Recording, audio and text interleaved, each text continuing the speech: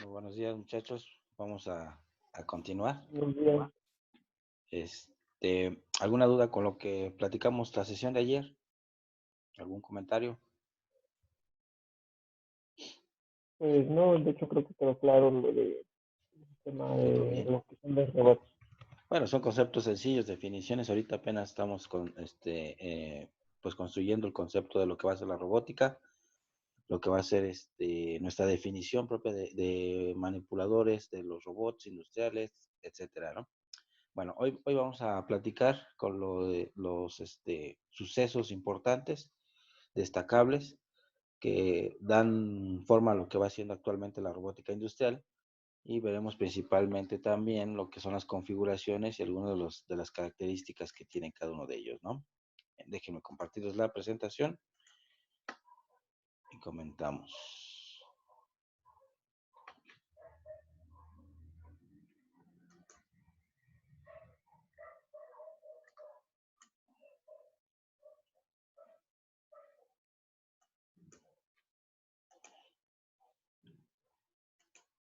Ok, bien. Entonces, eh, vamos a platicar, les decía un poquito de los componentes, de las configuraciones básicas. Definiremos lo que son los grados de libertad, que son importantes, son determinantes también para la configuración, para el tipo de movimientos, el espacio de trabajo.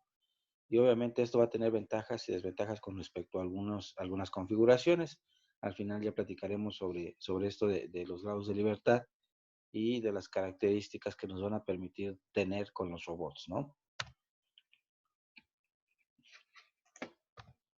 Bien, entonces,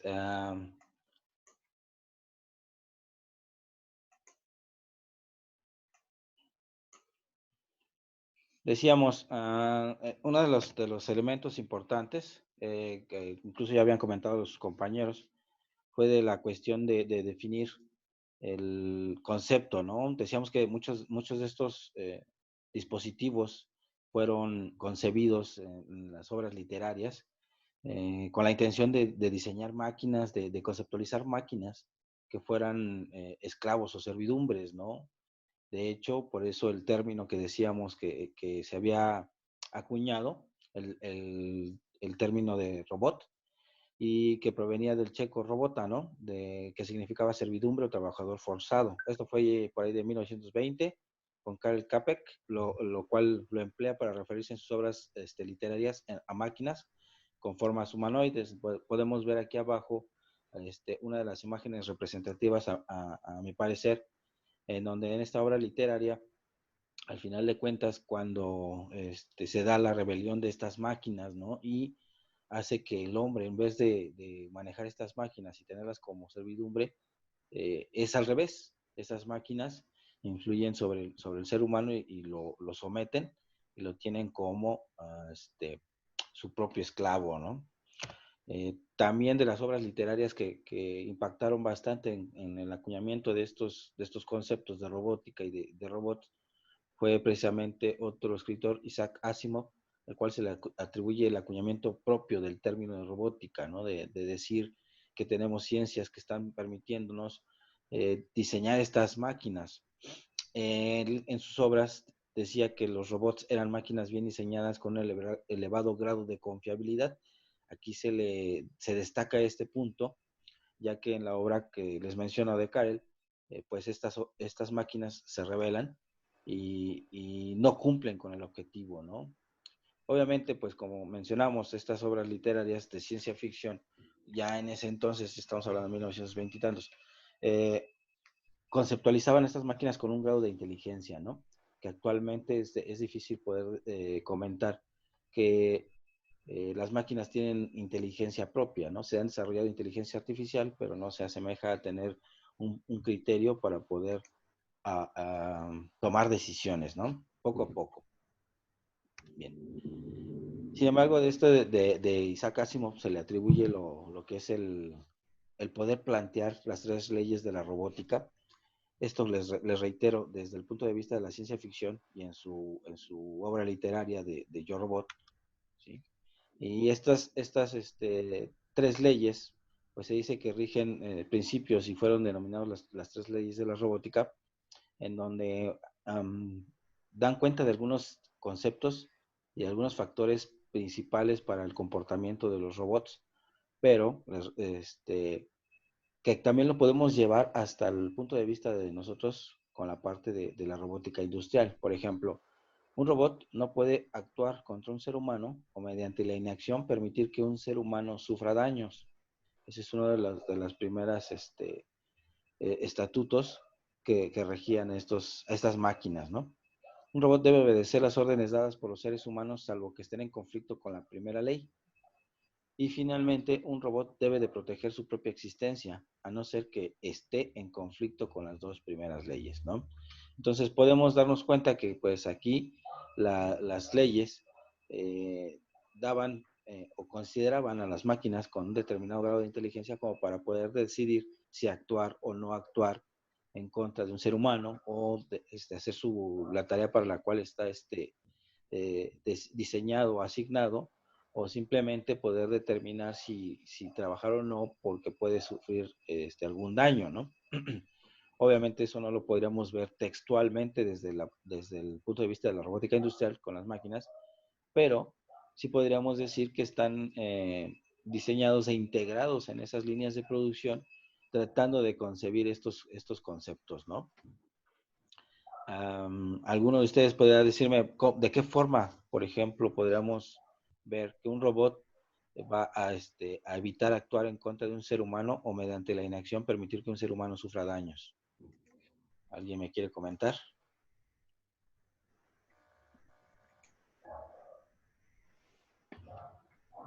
Kevin,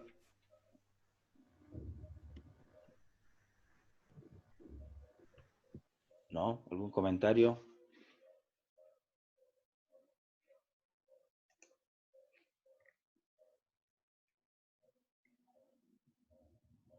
Ok, bueno, aquí por chat, no hay problema.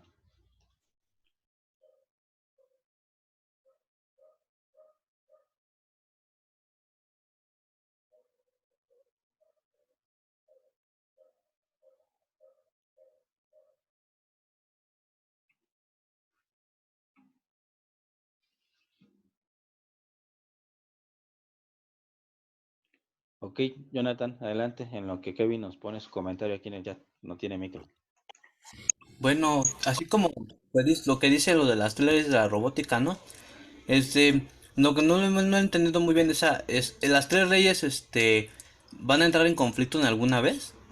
En Bueno, algún momento pudieran ser, sí, en la situación en donde debe dice un robot debe proteger su propia existencia a no ser que esté en conflicto con las dos primeras leyes, por ejemplo. Eh, si por tratar de liberar, por ejemplo, si un operador, o en este caso un ser humano, está en peligro por otra máquina y debe de sacrificarse de esa máquina, bueno, lo debe de hacer, ¿no? Recuerdo muy bien las escenas no sé si vieron la película de Yo Robot con Will Smith, creo que es la más reciente que puede, este, podemos hacer referencia, y hay una escena en donde está rescatando, va a rescatar a la niña o a Will Smith, el robot, y saca un porcentaje sobre la probabilidad de sobrevivencia, pero aún así pone en riesgo su existencia, ¿no? En este caso, pues, que pueda sufrir daños esa máquina. Aún así, pues el robot decide salvar al ser humano, ¿no? En este caso, al que tenía más probabilidad de vivir. Digamos, eso es ahora, obviamente, pues la ciencia ficción y no estamos hablando en entornos, digamos, industriales, ¿no? A ver, nos comenta, ahorita seguimos platicando, pero permíteme, Jonathan. Tiene mucho que ver la programación, dice los parámetros que nosotros les ponemos tienen que estar dentro de estas tres leyes. Sí, efectivamente, Kevin, la cuestión aquí que estos manipuladores robóticos y los diseños o las máquinas que nosotros estamos implementando desde el punto de vista de la robótica deben de tratar de entrar en estos estatutos, en donde deben de darle, el primero nos dice que debe darle prioridad a desarrollar las actividades a las cuales está programado, ¿no? Es decir, si yo le estoy indicando que debe de estar ensamblando todo el día llantas de los automóviles, ¿no? lo tiene que hacer y no tiene por qué no hacerlo, ¿no? Salvo que, por ejemplo, estuviera en peligro su existencia o que pueda sufrir algún daño este manipulador, que tengamos colisiones con algunos otros objetos o que se tengan algunas otras situaciones en las cuales tengamos un mal funcionamiento debido a que no se le dio mantenimiento preventivo, etcétera, ¿no? Ahí podría estar en peligro su integridad. Entonces, el hecho de estar diciendo que la tercera ley de la robótica eh, um, debe de estar, debe proteger su propia existencia, es decir, debe de salvaguardar su funcionamiento íntegro, a menos de que esté en peligro, en contradicción con las dos leyes anteriores. Si no estuvieran en contradicción, es decir, si no estuviera en peligro un operador o estuviera desobedeciendo sus actividades, pues tiene que prevalecer este funcionamiento, ¿no? Y debe de estar considerando la correcta operación del mismo dispositivo.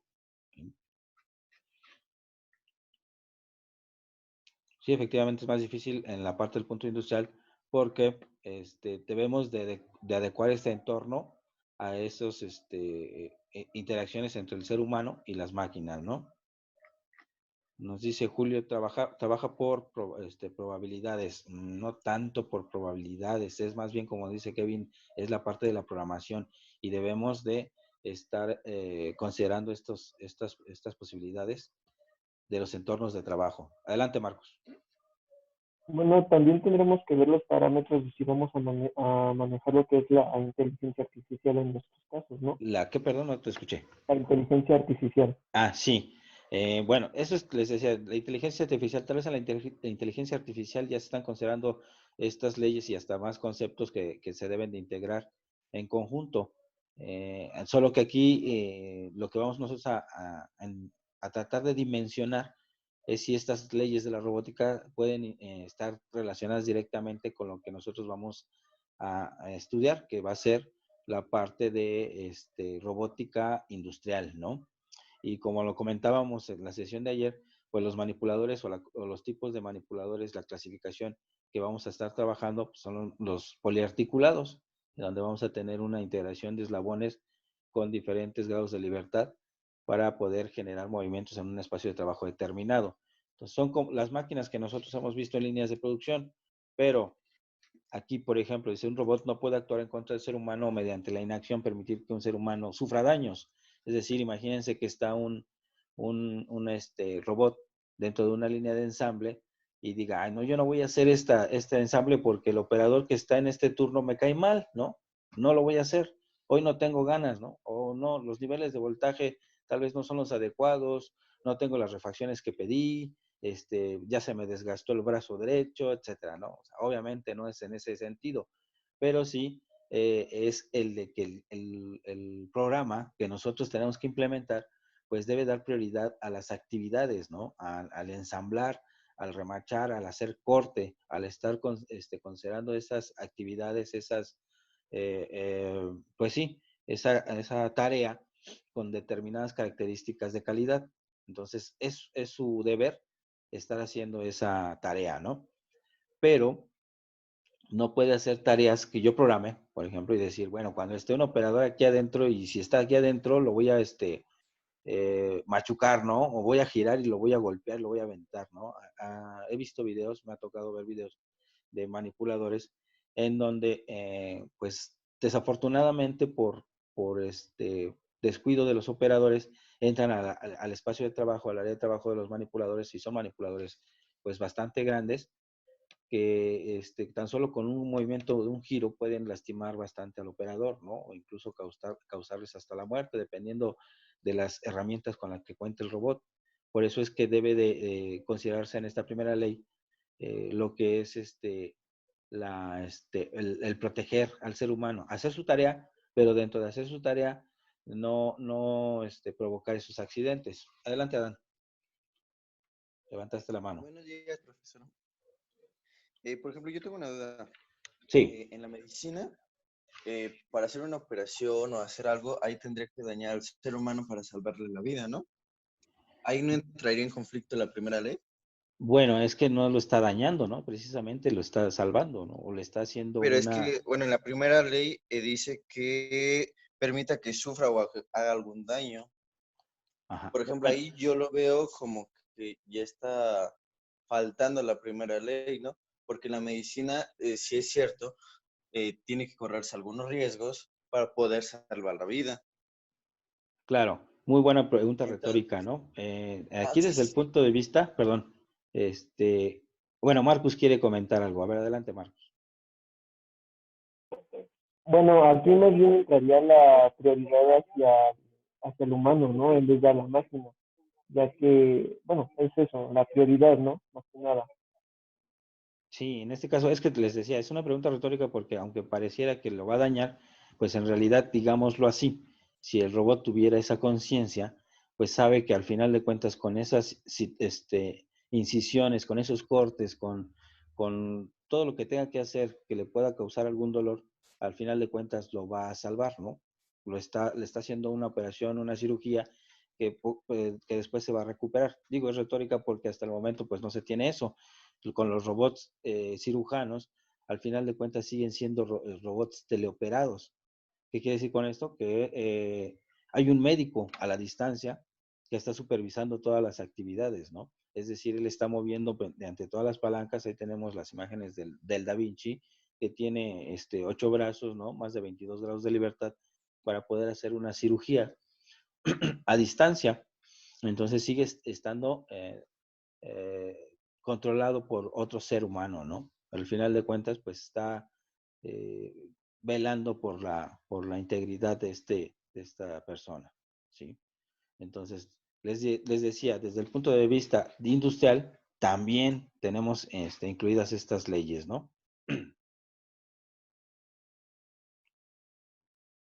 Jonathan dice, pues, se podría decir que su inteligencia es de este tipo de robots son de primer nivel. Sí, efectivamente, ya estaríamos hablando de una inteligencia artificial sumamente desarrollada, ¿no? Y exacto, todavía no tenemos el desarrollo, se están haciendo aplicaciones de inteligencia artificial donde pueden, pues incluso tener una conversación, llegar a un diálogo, pero aún así se dice la premisa máxima dentro de estos libros, dentro de estas adaptaciones de obras literarias, incluso en películas, es que no se tiene todavía la conceptualización de la conciencia, ¿no? Es decir, un robot no puede tener conciencia y decir o decidir qué es lo bueno, qué es lo malo y demás cosas, ¿no?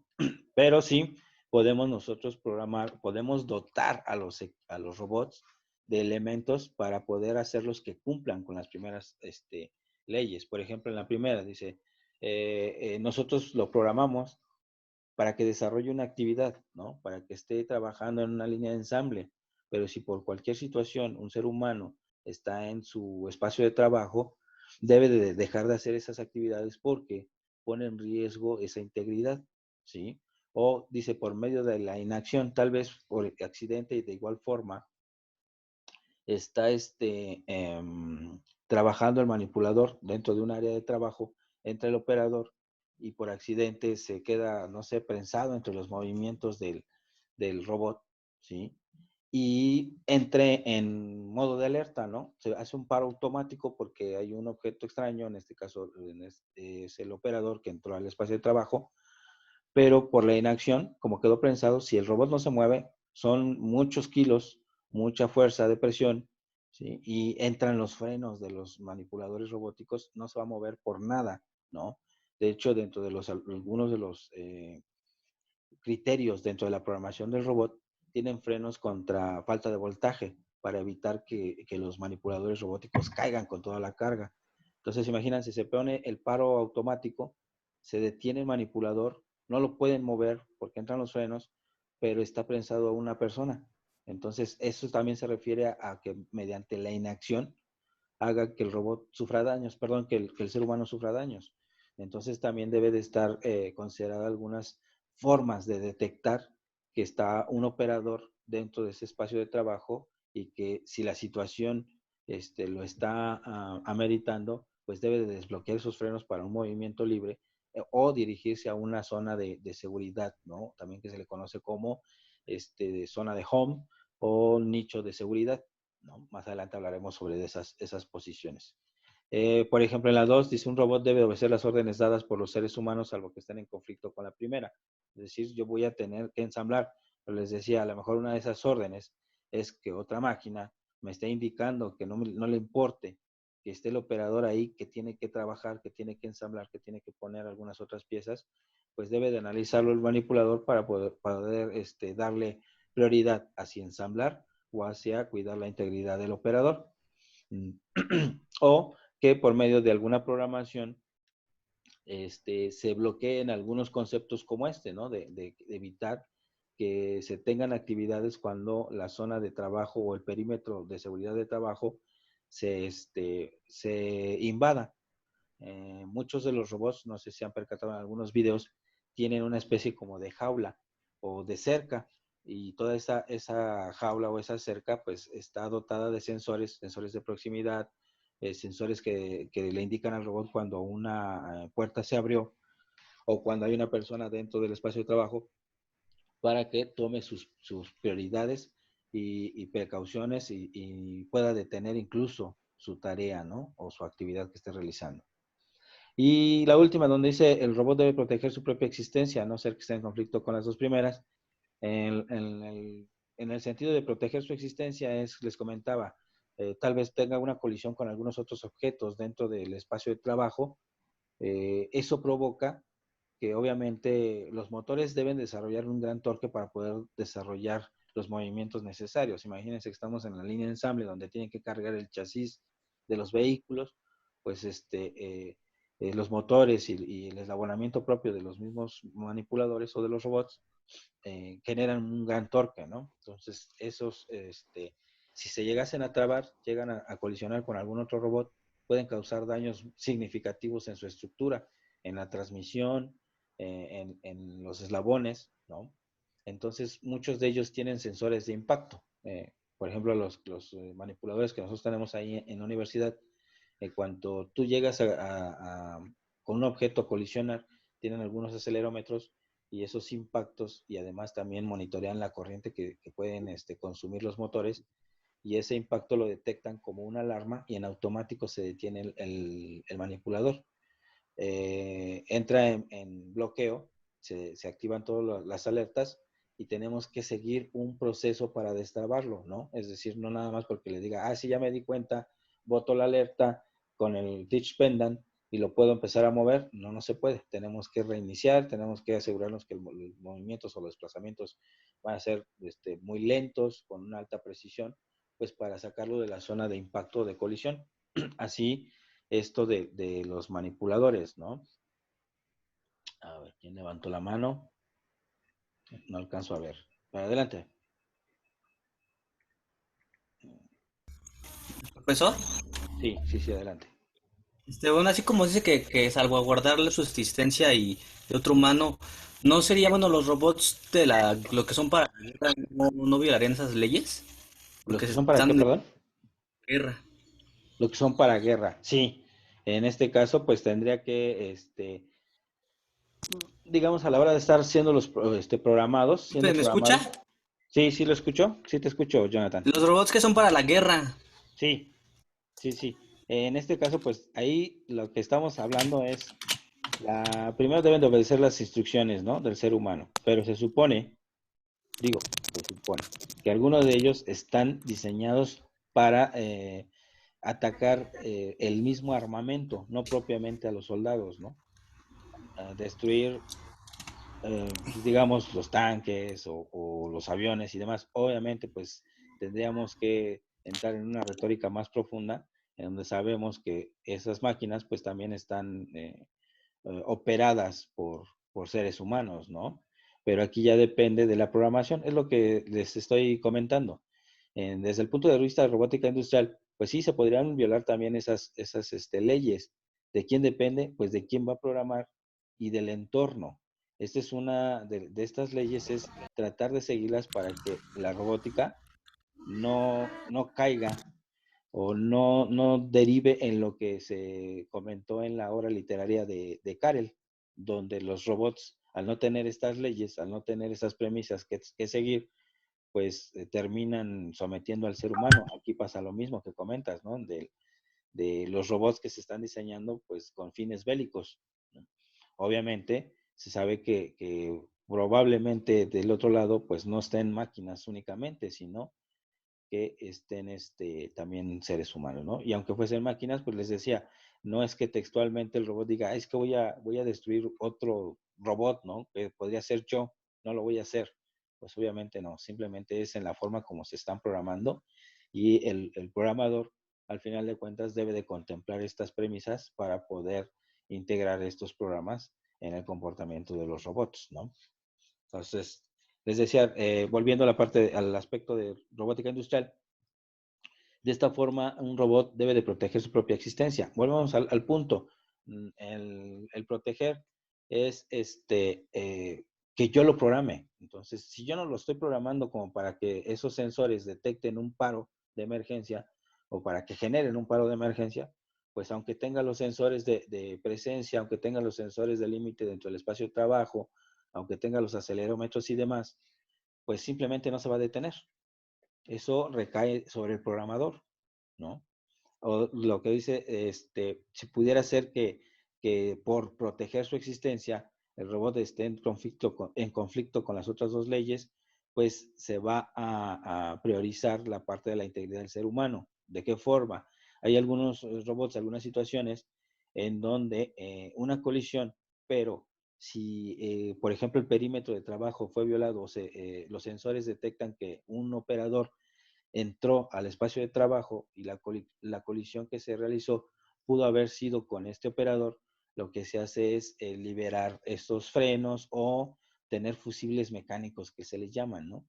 De tal forma de que se rompen las uniones en las transmisiones. No sé si han escuchado eso de los fusibles mecánicos. Por ejemplo, los fusibles que conocemos comúnmente, pues si tenemos una sobrecorriente, este elemento, que por lo general es un elemento metálico con menor capacidad de soportar carga eléctrica, pues se va a fundir por acción de la corriente elevada que va a circular por él. Y al fundirse al fundirse se abre el circuito eléctrico y con eso deja de pasar. Un fusible mecánico tiene la misma función.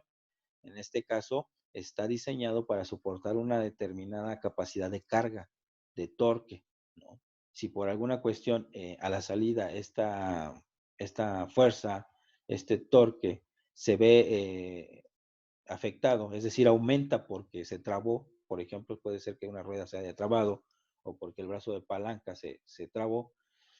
Si este fusible no estuviera, el motor seguiría haciendo acción sobre la transmisión, pudiera ser que dañáramos el eslabón o que pudiéramos dañar en este caso el objeto con el que colisionó. Tal vez el objeto con el que colisionó es más delicado, es menos robusto y podemos destruir completamente la otra máquina, ¿no? Entonces, por eso se meten también esos tipos de fusibles. Eso conlleva a que pueda sufrir daños más severos nuestro robot, pero pues debe de considerarse a la hora de programarlo si eso va a ser necesario o a la hora de diseñar para salvaguardar la integridad del operador, ¿no? Entonces, si se dan cuenta, pues en realidad es más que nada, es una combinación entre el diseño y la programación de estos dispositivos para tratar de cumplir con estas premisas, ¿no? Digo, no en todos los casos pudiéramos estar al 100%. Hay algunas veces que aunque están programados y están diseñados, les digo, me ha tocado ver algunas situaciones en donde el propio operador, sabiendo que no debe de entrar al espacio de trabajo del robot, pues deshabilita los sensores del entorno de proximidad para poder abrir las rejas de la jaula, entrar, tratar de colocar, de corregir algunas piezas dentro de las líneas de ensamble, y sabemos que eso pues debe de venir programado en el manipulador de que se tiene que detener, pero pues muchos operadores deshabilitan esto para poder seguir trabajando, ¿no? Entonces eso ya es un riesgo que se adquiere pues por voluntad propia, ¿no? Aunque tengamos programadas estas tres premisas, ¿no? Y la intención, les decía, es tratar de cumplirlas pues para tener un mejor desempeño de estos dispositivos, tanto a nivel industrial como a nivel de cualquier otro campo de aplicación. ¿Sí? Pero pues es todavía unas disposiciones retóricas, ¿no? Se va a acabar la sesión, vamos a dar unos 5 minutitos y volvemos a entrar. ¿Les parece? Ok, profesor. Ok, profesor. Y ahorita continuamos, vale.